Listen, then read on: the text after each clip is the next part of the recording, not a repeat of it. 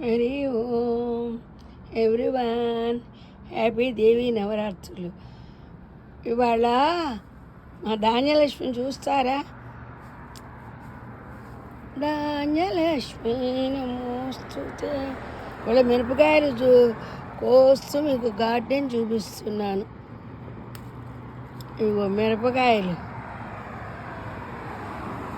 ఎంత పొడుగ్గా ఉన్నాయో, ఇప్పుడిప్పుడే వస్తున్నాయి. అమ్మవారికి మిరపకాయల బజ్జీలో ఏమన్నా చేద్దామని చిన్న చెట్టుకైనా అది. అవును, మా దోసకాయ చూస్తారా? దోసకాయ అన్నీకి వస్తే ఎలాగా ఉంచుదాం, ఓకేనా? ఓకే, ఇదిగో దోసకాయ, ఇదిగో చూసారా?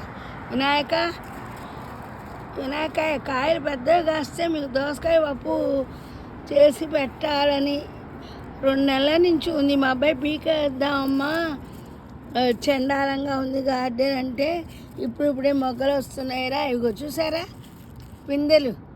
మన ఇంట్లో చెట్టు అంటే భలే ఇది. అదిగో ఇవి పొడుకాయలో, పొట్టి దోసకాయలో, బడి దోసకాయలో ఏమీ తెలియవు, వాడంతా అవే మొలిచినాయి. 2 విత్తనాలు నేను కూడా చల్లాను అనుకోండి, అది వేరే విషయం. ఈ కాయలు ఎప్పుడు కాస్తాయి? ఉంచాలా పీకాలా ఏమో. వినాయక ఏకదంతాయ విద్మహే వక్రతుండాయ ధీమహి తన్నో దంతి ప్రచోదయాత్. దసరాలకి ఇదిగో దేవుళ్ళు వస్తున్నారు, వచ్చేసారు. పండగ 10 రోజులు అందరిలో దేవుడు ఉంటాడు.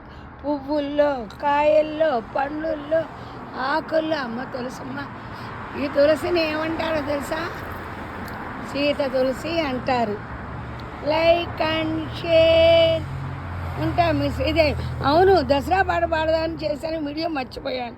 ఓల్డ్ ఏజ్ కదా. మేము చిన్నప్పుడు మా గురువులు మమ్మల్ని తీసుకొని, అప్పుడేంటి బతకలేక బడిబంతులు అనేవారు కదా, మమ్మల్ని తీసుకొని దసరా సెలవుల్లో మేము బాణాలు అవి పెట్టుకొని ఆడుకుంటూ గురువుతో పాటు తిరిగేవాళ్ళం. అయ్యవారికి చాలు 5 వరహాలు, పిల్లవానికి చాలు పప్పు బెల్లాలు, రేపురా మాపురా మళ్ళీ రమ్మనక, దసరాకు వస్తమని విసలు పడక, పావలా ఇస్తే ముట్టేది లేదు, బేడా ఇస్తే తీసుకునేది లేదు, 5 రూపాయలు ఇస్తే పుచ్చుకుంటాము, అయ్యవారికి చాలు 5 వరహాలు, పిల్లవానికి చాలు పప్పు బెల్లాలు. ఉంటా 4 తరాల పాట ఓసారి గుర్తు చేసుకుందామని. అందరికీ కూడా హ్యాపీ దసరా.